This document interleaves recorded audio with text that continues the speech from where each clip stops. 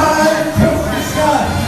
Nobody will believe their eyes. Hello everyone, and welcome to another very, very special edition of Sessa's Corner. And ladies and gentlemen, this episode marks a new beginning for Sessa's Corner because this episode marks our official and unbelievable debut at one of the most beautiful hotels in all of North Jersey.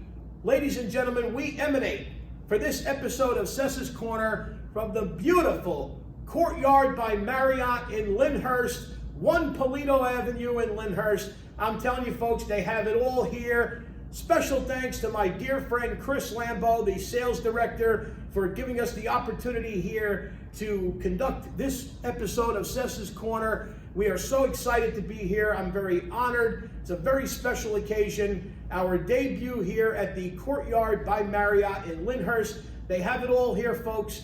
Let me tell you, they cater to all social and corporate function and events. So by all means, if interested, reach out directly to Chris Lambo, Director of Sales. You can contact him directly. You can contact him directly at 201-231-8114, and you can get yourself all reserved here at the beautiful Courtyard by Marriott in Lyndhurst. And ladies and gentlemen, you saw a clip right before we came on here of my special guest this time in action, the great Nicky Petito. Let me tell you, you just saw one of his routines, and there's more to come. But ladies and gentlemen, allow me to formally introduce my guest for this episode of Sessa's Corner, Belleville's own, from the class of 2013, and one of the best and talented, young comedians and TV stars and movie stars we have these days, the one and only, once again, Nicky Petito. Nick, welcome to Sessa's Corner. Thanks for having me. Thank you really so very much. I tell you, we go back a long way. I've known you since you were 7, 8 years old. Yeah.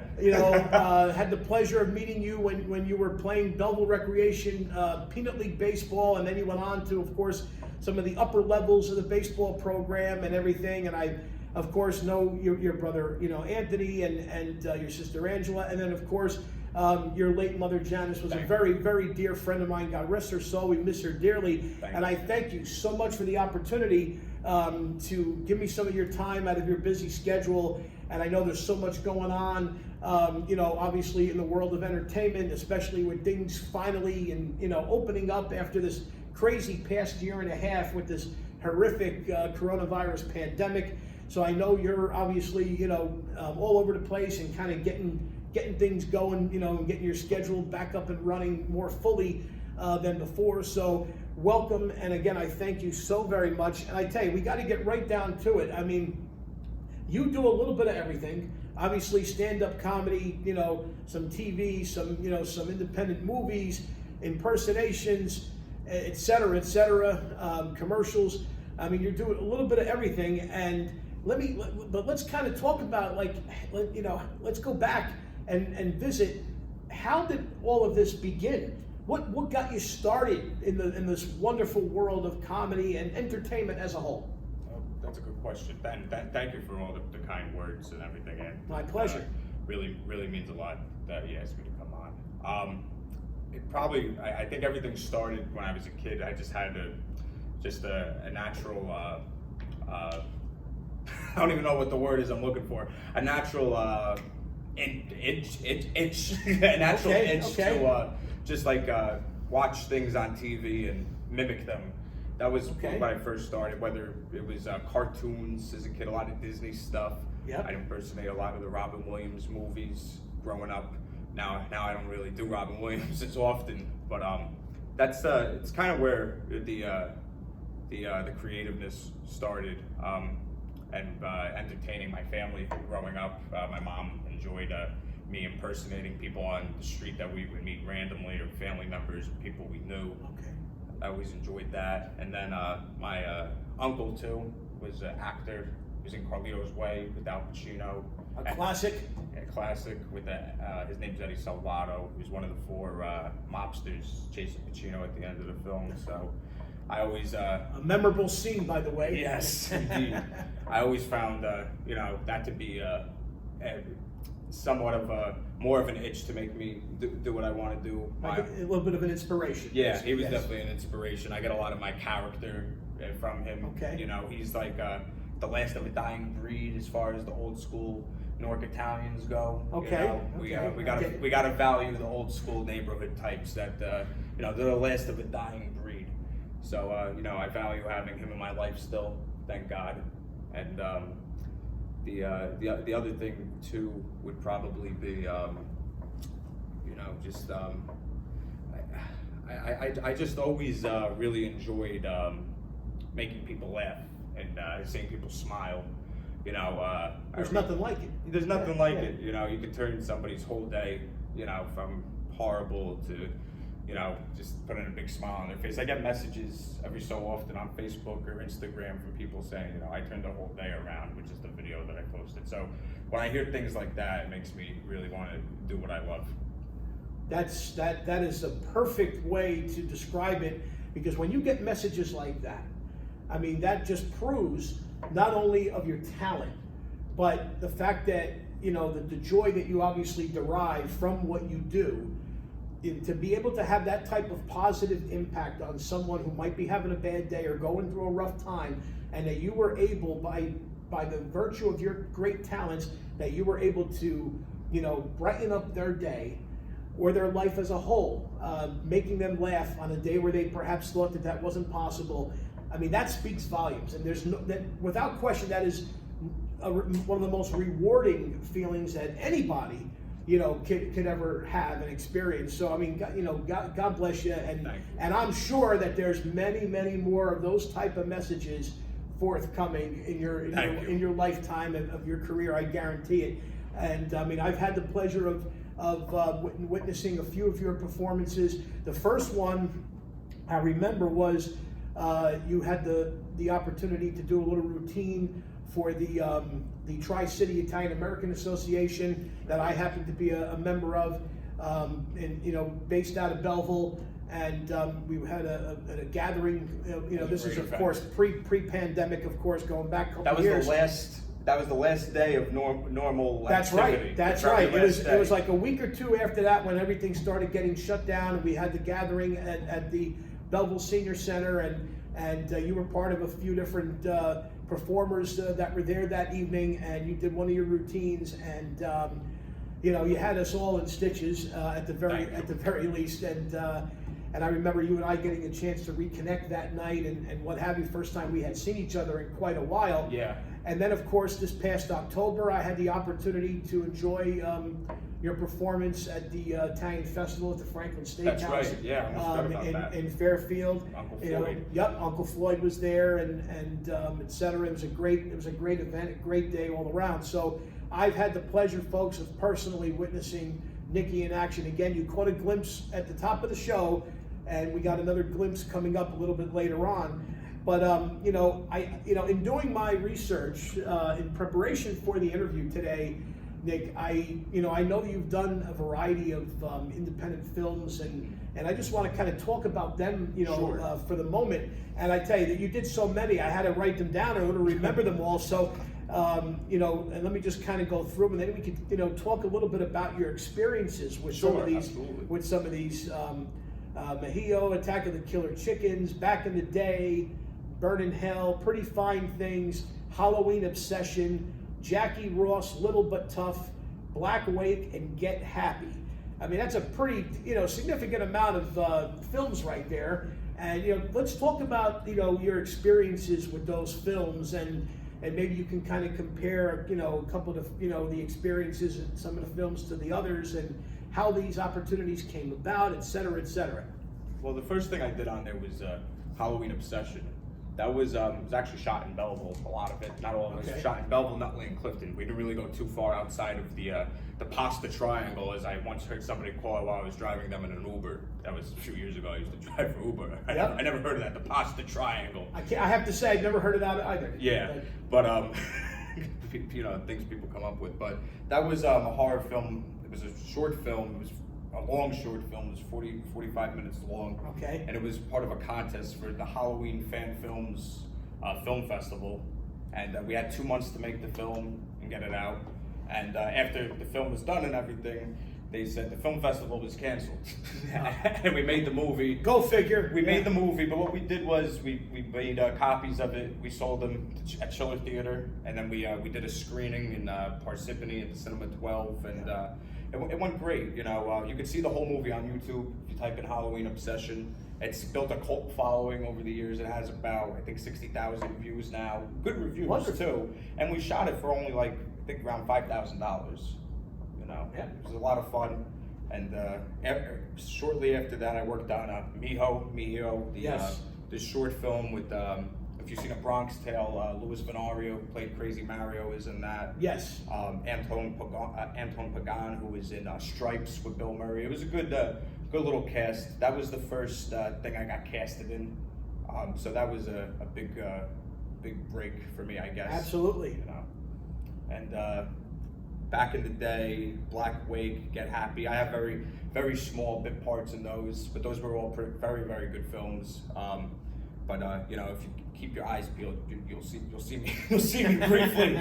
I'm sure we will. Yeah, Jackie Ross, A Little Bit Tough. That was a short film I did with a friend. She needed a project done for school, and I took it a little too seriously and went all out. We shot at the Cigar Lounge in Lyndhurst. We're in Lyndhurst, and I can't remember the Cigar Emporium. We shot that there. A very famous cigar shop indeed, of course. It sure is. Yes, yes, and we all know, you know, of course, you know, very dear friend of ours, the proprietor. Yeah, okay, of course. The legendary. Shout out to him for letting me film in there. The legendary Richard Yanizzi. Yes, absolutely. Well. How you doing, Chairman? Great guy. Oh yes, yes. So incredible experiences with all those films, needless to say, and you know, and I tell you, I mean, you know, to accumulate that, you know, regardless of whether you had a big part, small part, they were obviously important, and you know, experiences for your continuing developing. Yeah, every day in this business, you know, no matter what you're doing, it's all about meeting people and figuring out what you're going to do next. You know, you can't just do something and, you know, wait for a phone call. You know, you have to be working continuously. Absolutely. To get your next foot in front of the other.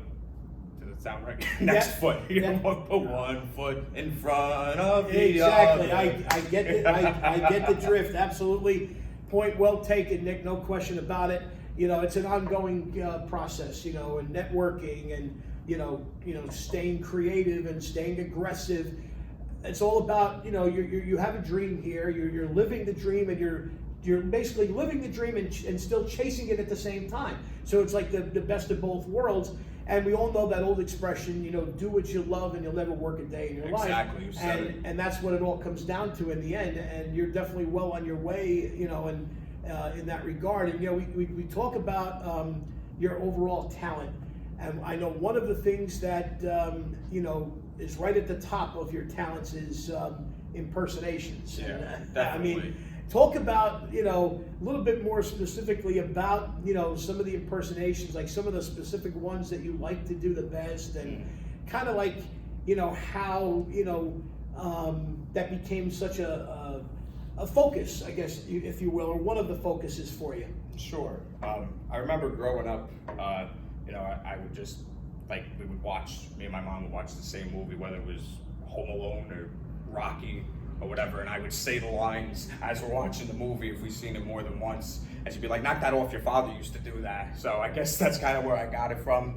So it'd be, you know, watching Rocky and be like, hey, yo, Paulie, you know, and be watching 29th Street with Danny Aiello. Another classic. I'm not a loser! You know, all that stuff.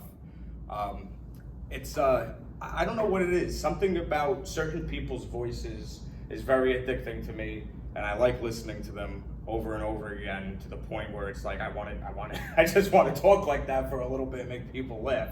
And the more I like a person, or the more I enjoy the entertainment of them, the more I'll end up listening to them, and the better the impersonation I'll get.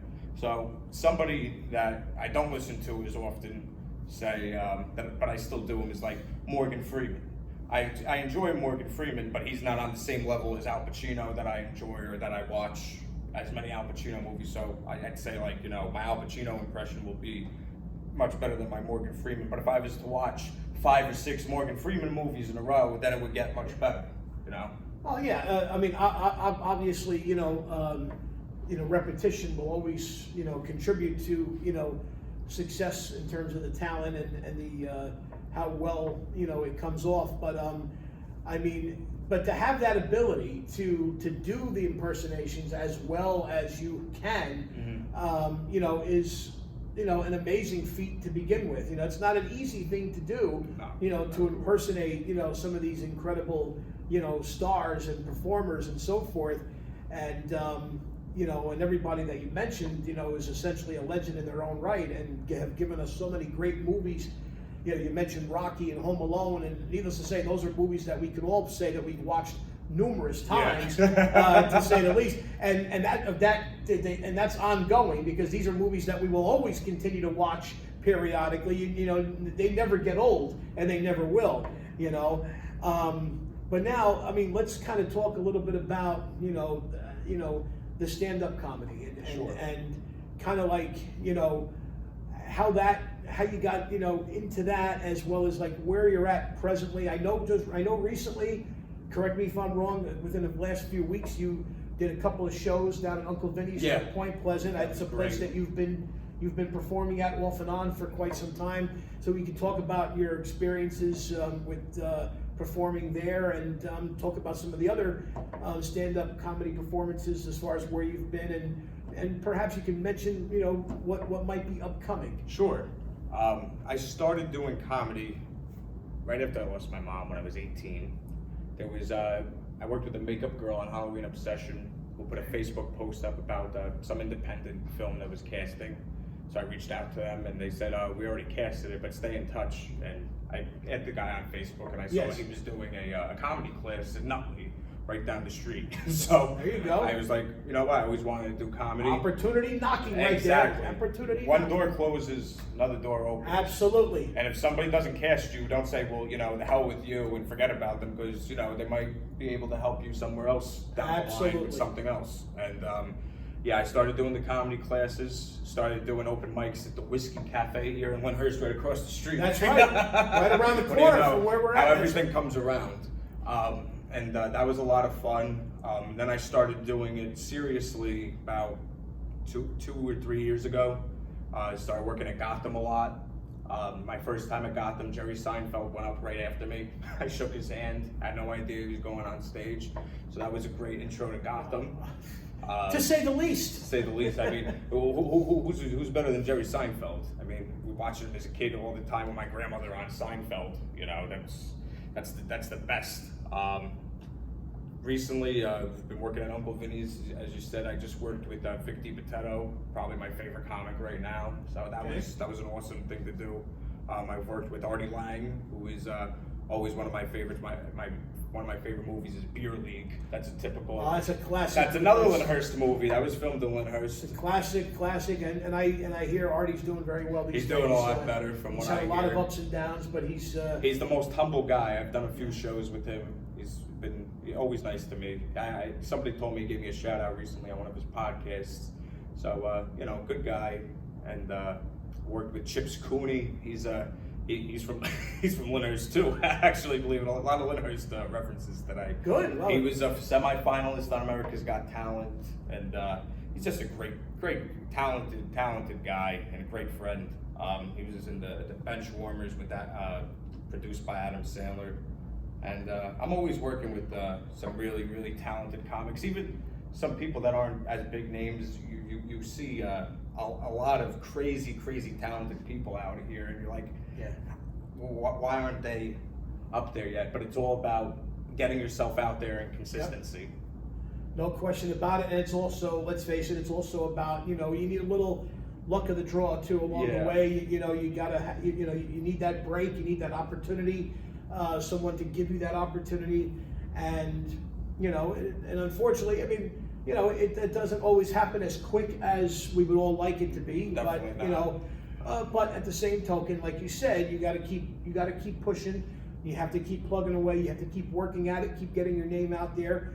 And obviously those opportunities will soon follow, as you have seen in, you know, in your experience with your career thus far, you know? So, I mean, you know, you're living proof of that model, and God bless you. I mean, you know, I'm very impressed with what you've done, your overall amazing talent, and of course, you know, with what I anticipate is going to, you know, continue to be a very, you know, growing and successful long-term career in comedy and entertainment as a whole. And thank you. You know, no question about it. Now, speaking of that, I mean, what are some of the projects that you're working on at the present time? Well, I just, I could say it because this is going to air after the commercial airs. I just worked on my first national commercial with Spike Lee. He directed it. He's also with the commercial. And that's going to air during, or did air, depending when you watch this, during Game 2 or 3 of the NBA Finals. It's for this thing called Coin Cloud. You know, Bitcoin? Yes, of course. It's like an ATM for Bitcoins. You put the cash in, it turns it into digital currency. So, wow. Yeah, that should be big. I play a Wall Street guy in it, so that was fun. That was a lot of fun. We just did that this past weekend. Wonderful. And Wonderful. I'm working on, I do a lot of screenwriting. I'm working on a horror film right now called Rap Battle at Clinton Road. It's about Clinton Road in West Milford, New Jersey. Okay. It's about, which is one of the most haunted roads in the country. So okay, I didn't know that. Okay, that's I good. did my history on the road and created a fictional story out of it. So working on that, and also supposed to star in a movie about America's most forgotten chef. That's based off of a guy named Brian Brioni. The script is called Leone's, about a famous chef from New Jersey who basically his whole life was a roller coaster, up and down. He started out as a dishwasher out here in Jersey, and he eventually built his way up to start his own restaurant in Arizona, where he had one of the biggest showbiz type of restaurants. It was like the Copacabana and the Bronx Zoo put together in a restaurant. That's a hell of a description. Yeah, Okay. It'll be a lot of fun. So that's going to be like a documentary type? No, it's going to be like a feature film. Oh, okay. Kind of Nice. like a Wolf of Wall Street style dinner type of. Oh, okay. Yeah, it's going to be a lot of fun. I'm excited for that. Oh, I'm excited about eventually seeing that when it's all said and done. Getting back to the comedy and your routines and stuff, you know, kind of like walk us through like the process of how you devise the routines and how you put together the material, and as well as how you change the material or kind of keep it fresh and going. Like, tell us, like, what does that entail? So my main bit that I do is you've seen it. It's a bunch of celebrities changing a tire on a bus trying to get to my show. That first started the first time I opened for Artie Lang at the Comedy Cove in Springfield. A buddy called me and recommended this idea of a bunch of celebrities on a bus trying to change a tire to get to the show. Normally people throw a million ideas at me and I throw them up, you know, they go one ear out the other. This one stuck with me. I had 2 days. I wrote the whole bit, about 6 pages long, memorized it, went up stage, did it perfectly the way I wanted, and then ever since I did it that night, I've tweaked it more and more and more over time, to the point where now there's characters that were removed from the bit, and now there's additional characters that weren't in the bit originally that are now in it, and it's got different punchlines, different endings. Every time you do stand up, you're gonna learn something different. Yeah. You know, if the audience doesn't pick up on one thing, it's one thing if they don't pick it up on one show, but if they don't pick it up on 2 or more shows in a row, then it's time you fix it. You gotta start tinkering. Yeah, always got to tinker with the act. You know, I've been doing the bus act for like 5 or 6 years at least now, and I'm still always tweaking it a bit. Every little thing, you know. You can always make something better. Absolutely, and it's an ongoing process. It's like an ongoing work in progress, basically. And again, I'm sure that obviously, you know, current events, you know, may have some sort of influence absolutely. and impact on some of the routines and things of that nature. But you know, it all kind of leads to begging the question, like, you know, we talked a little bit about, you know, the filmmaking and the move and the, you know, obviously it's pretty clear you have, you know, an affliction for the horror stuff, and along with the great interest and love for the comedy, do you have a preference as far as like, you know, do you find yourself, let's say, enjoying the comedy stuff more versus, let's say, the filmmaking or the horror stuff, or is it a balance between the two? Like, I mean, film overall I love more than comedy. I got into comedy from film, but at the same time I've had much more luck with the comedy than the acting or the filmmaking aspect of things. So I'm very Thus far. I'm very grateful for it, and you know, they both intertwine in a way. And of course, if you see my act, it's somewhat, you know, more theatrical and like a play, somewhat more of a stand-up act.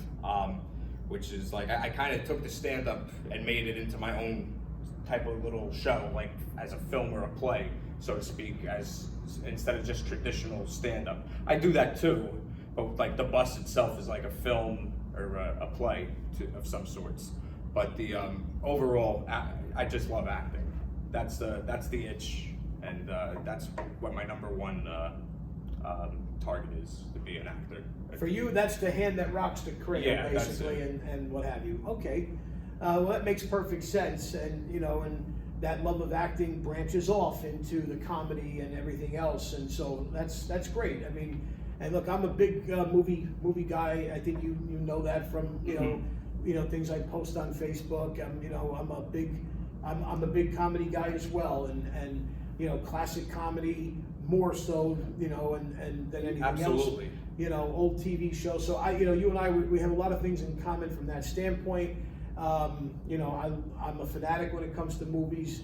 Drive my wife crazy because I actually have lists of movies on the coffee table. When we go to watch a movie, I'm like, well, let's see. I'm pulling up this big steno pad of movie, and I'm like, then when we watch it, we check. I cross it off, and I have stuff on the DVR that from TCM, and I have Nice. I love to go to the movies. I mean, one of my favorite things in the world is actually just going to a movie theater, especially now that they've reopened and everything since the pandemic.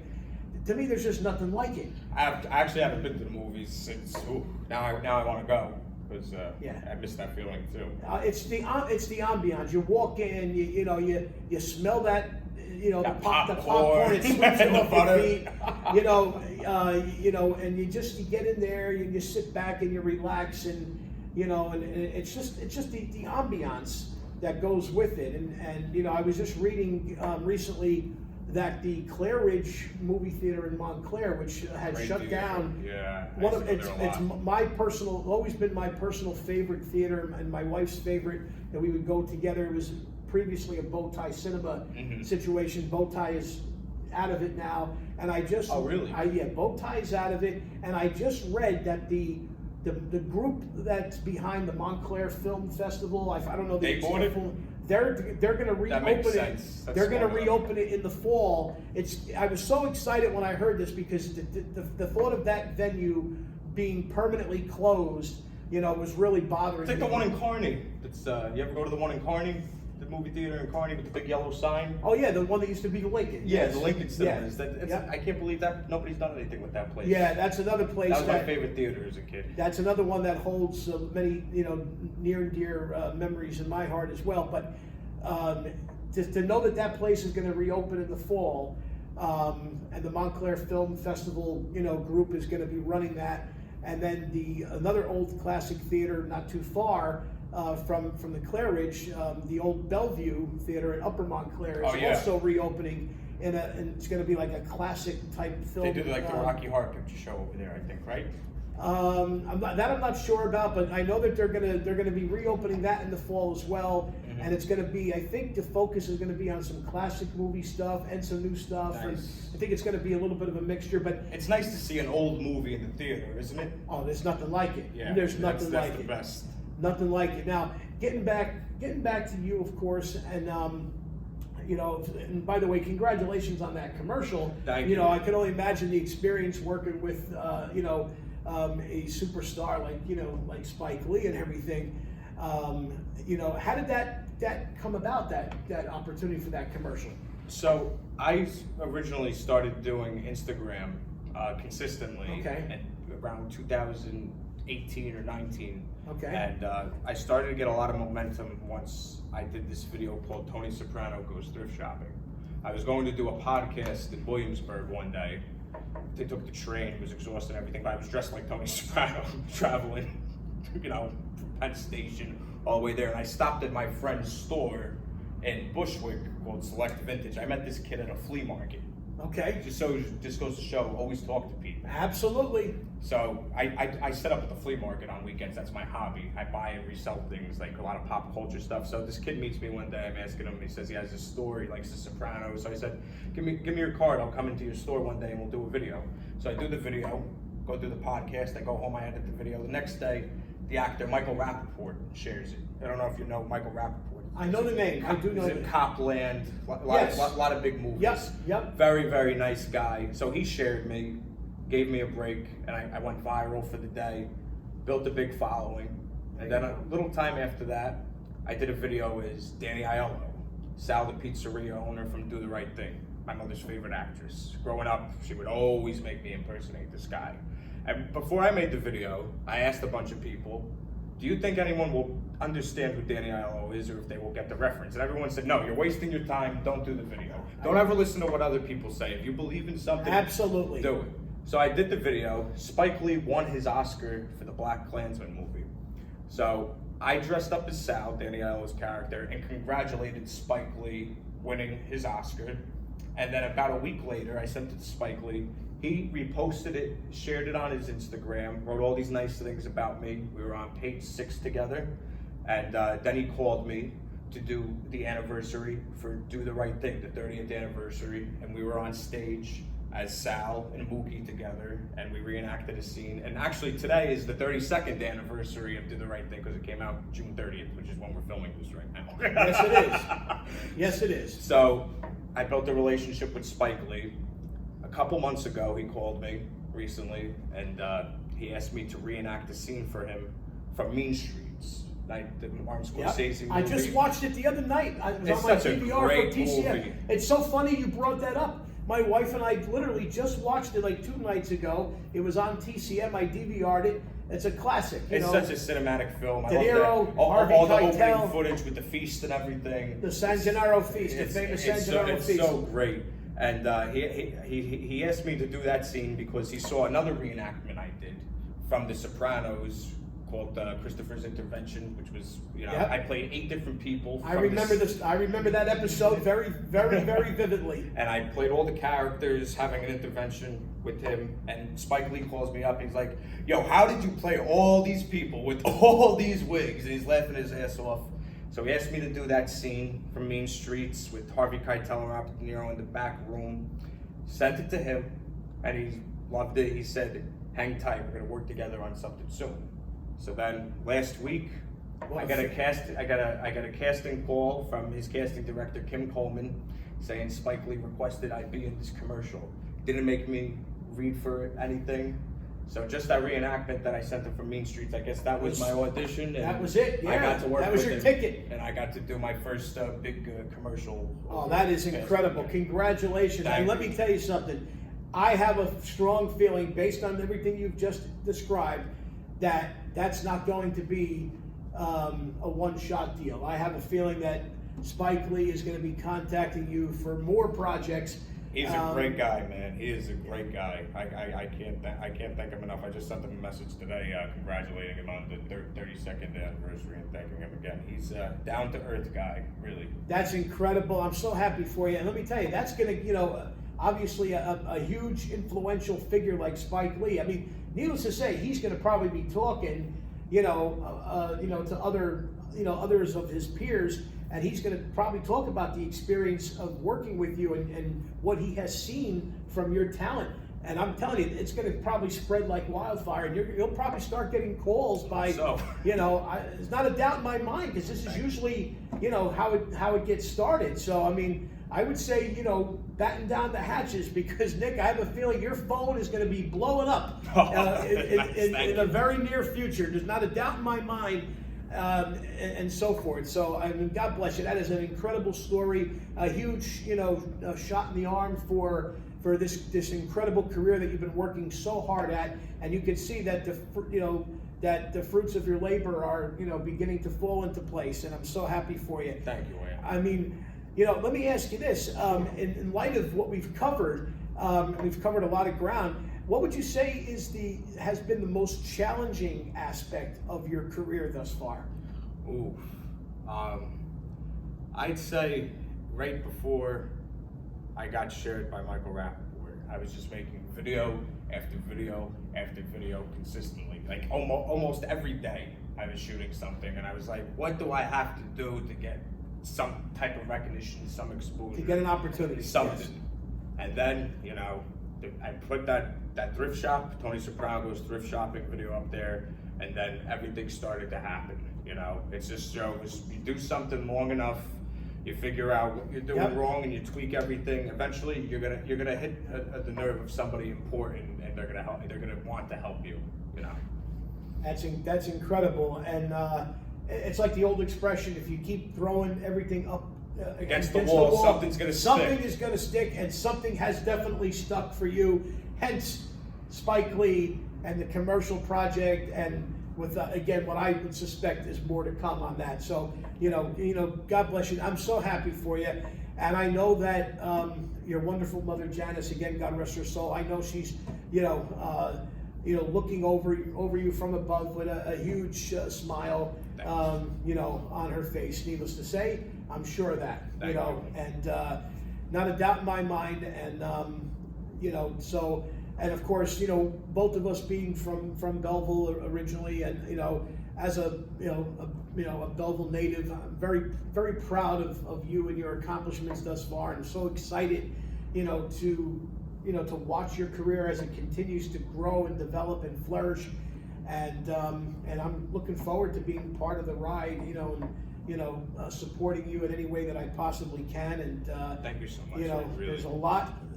There's no question that there's a lot more to come with you, and I'm just so incredibly excited for you. Not a question at all. So let me ask you this though. Then, sure. With that project with Spike Lee now, under your belt, and the other things that we mentioned, what else would you say is next for Nicky Petito? It's all about getting in the audition room, getting the opportunities. And even if you don't get one thing, doesn't mean, the person you read for isn't going to think of something else to call you. I know a million people that read for one part, I have friends that read for Ray Liotta's part in Goodfellas. They didn't get that part, but they ended up getting a smaller part in the film or something else in another Scorsese movie down the line. It's all about knocking on the door and trying to get more opportunities. If you get 100 opportunities, you're gonna hit something eventually, But if you don't knock on the door and you don't try, nothing's gonna happen. Absolutely. You got to be in it to win it, exactly. As the other old expression goes, and that's just incredible.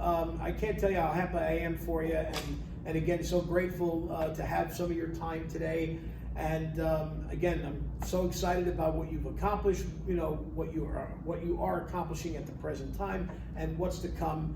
And very excited for you. And as a lover of entertainment, I mean, I'm overjoyed for myself, because you're going to be contributing to a form of entertainment that's going to excite me and make me forget about my troubles, or any stressful days, and and whatever, and what have you. So thank you again from that standpoint. Absolutely, anytime, man. Oh, thank you. And let me, as we kind of sum things up and start to bring this great interview to a close, I gotta say this. I like to do this little segment I call "It's Time for Nicky Petito to be Sessified." Okay? So I love it. You got to be Sessified. That's all part of the Sessa's Corner experience. So I'm going to ask you a few questions, and I'm going to put you on the spot a little bit here. Sure. So, but I have a feeling you're going to be pretty ready for these, I think. Okay. And time will tell. We'll find out momentarily. Okay. So right off the bat, okay, favorite comedian of all time? Rodney Dangerfield.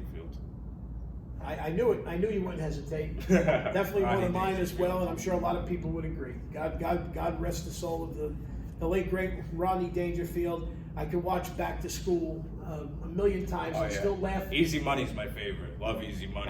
Joe Pesci. Joe Pesci's, and that's another classic, no question about it. And Back to School, I always mention Back to School because that was one of my late father's favorite movies. And my late father, who loved movies and loved comedy, but was always more of a classic comedy person than anything that was more modern or current. But Back to School was one of the more modern comedies that that he actually loved and would love to watch whenever it was on, and would laugh just as hard, as if he was watching it for the first time. So, excellent choice there. Thank you, thank you. Favorite comedy team? Oh, I know who yours is. You like Laurel and Hardy. Absolutely. I love Laurel and Hardy too. I grew up on March of the Wooden Soldiers. Yeah, who didn't? Martin and Lewis, Dean Martin and Jerry Lewis are great. They were phenomenal too. I think they'd probably be my favorite, Martin and Lewis. Well, they were a great duo as well, and no question about it. Abbott and Costello too.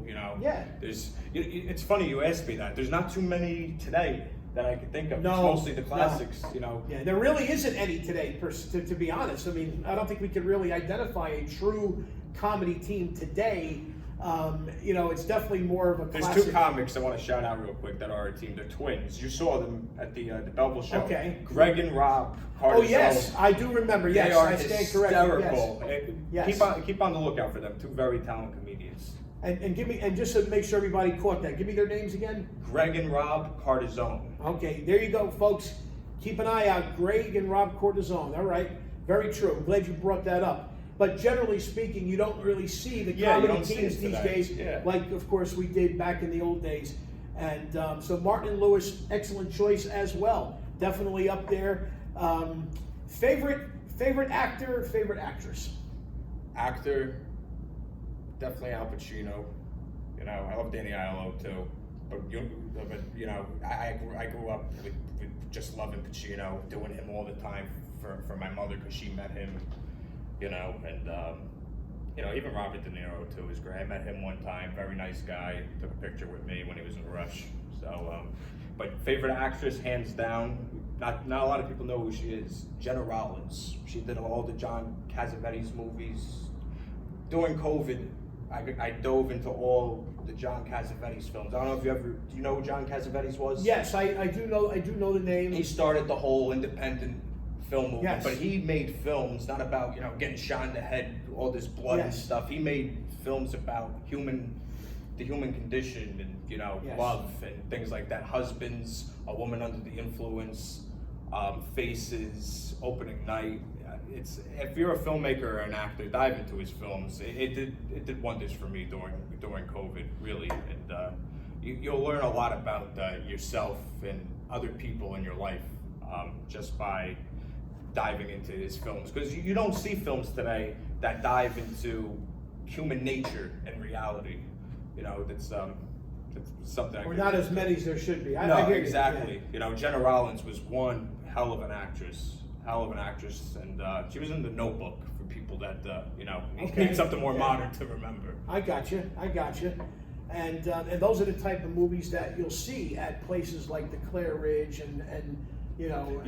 Exactly. So that's why it's so important that facility. Independent films are very important. We better believe it. Absolutely.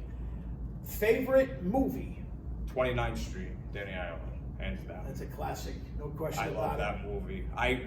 I saw that movie and I watched it every night. Shout out to Tom Augusta from Belleville Baseball for recommending that film to me. He's the one who told me about 29th Street. You know Tom. Of course, a very very dear friend of mine. And a hell of a guy and a great coach growing up. Yeah. And without question, doing a tremendous job as the director of Belleville Recreation Department. Absolutely, always. Definitely the best director of the rec department in my lifetime thus far, no question about it, and a very dear friend of mine as well. Favorite TV show? I mean, everybody knows I'm going to say The Sopranos. That was an easy one. The Sopranos, but I love Storage Wars. That's fine too. You ever watch Storage Wars? I can't say that I have, but I do know of it. I like Storage Wars, and Yeah, it's Seinfeld too. Love Seinfeld. That's what I kind of thought you. I figured it was going to be Seinfeld or The Sopranos or a neck and neck tie between the two. Yeah. You know, I wasn't expecting the Storage Wars, but you know, but again, that's why I ask these questions. That's why when you come on Sessa's Corner, you have to be Sessified. Exactly. You know, and so that's wonderful, and you can't go wrong with either Seinfeld or The Sopranos. And you know, and speaking of The Sopranos, I had the opportunity just yesterday. To catch the trailer For the Many Saints Many Saints of Newark, the first trailer, and let me tell you, wow, that's all I can say. It looks edge of your seat material, to say the least. I can't wait. It'll be out this fall, and needless to say, that's one that has to be seen on the silver screen with a nice big bucket of popcorn. Oh yeah, you know, and looking forward to that. I know we've been waiting for it for a while now. COVID backed it up, obviously, but you know, wow, that's all I could say after watching that trailer. I had my wife watch it after I shared a post on Facebook, and even she was. We all watched it more than once too. I think we all watched it more. It was no question. You had that's a trailer you have to watch a few times. You gotta go back and look and figure out, like, did they shoot in Newark for this scene? Did they shoot in Newark for that scene? Well, we know a lot of it was shot in Newark, and we're all looking forward to that, and you know, no question about it. And Nick, let me tell you, you know, I want to thank you again so much for your time today. Anytime, this has been an absolute pleasure. You know, going through, you know, your career and talking about how it's come to be and where you're headed. I'm again so excited for you with that Spike Lee commercial project. No question, the first of many to come, and other things that will follow stemming from that. And I tell you, you know, like I said before, you are living your dream and still chasing it at the same time. And absolutely do not stop. Keep going. You know, it's a tremendous story that you have. That's, you know, that's developing chapter by chapter each and every day. And I wish you nothing but the absolute best. And folks, let me just point out once again, this episode of Sessa's Corner is coming. It's our debut at the beautiful Courtyard by Marriott in Lyndhurst, 1 Polito Avenue in Lyndhurst. I'm telling you, they have it all here. And by all means, if you're looking to set up any type of social function or event or corporate meeting or whatever the case may be, this is the place to be. No question about it. Reach out once again to my dear friend Chris Lambeau, the director of sales, and even if you're just looking for a little quick getaway with you and your significant other, it's a good place just for like a little overnight. You got the famous Harold's across the street. Oh yeah. You know, so I mean, you can't go wrong here at the beautiful Courtyard by Marriott Lyndhurst. Chris Lambeau, thank you so much again for the opportunity to conduct this very special episode of Sessa's Corner here today. Looking forward to hopefully future episodes from this great venue as well. And folks, just want to remind everyone, please check out my YouTube channel, Anthony M. Sessa. If you haven't already subscribed, please be sure to subscribe. That's where you will find this episode of Sessa's Corner and all of the prior 22 episodes of Sessa's Corner, and of course all of the future episodes to come. I have a lot more things in the works, and all in good time, as they say. And again, when you watch this episode and all the prior episodes, be sure to to click on that bell icon and hit the thumbs up for me. And again, if you haven't subscribed, please do so. Greatly appreciate everyone's ongoing support of Sessa's Corner. Nick, thank you so very much once again. And folks, as we close this out, here is another special clip of the great Nicky Petito in action. Enjoy, everyone. Thank you very much. Nick, congratulations once again. Thank you again. And folks, once again, here he is, the one and only Nicky Petito. And if I was Jimmy Durante, I'd say, and good night, Mrs. Calabash, wherever you are. All right. Sal from Sal's Famous Pizzeria. Sal, where's my money? Your money can't begin to pay for the window you broke. I know he's dead. I was here, you remember? He's dead because of his buddy. That Clark sucker, he started all this. He's responsible for that kid's death. And you stood there like a monk and watched them burn me down. You see that place? I built that fucking funky place with my bare funky hands. Every light socket, every piece of tile. Me with these funky hands. You know what the fuck that means? Extra cheese is $2. That's cheap today. It's mozzarella. It's mozzarella, and it's not gabish. It's gabish, goddamn.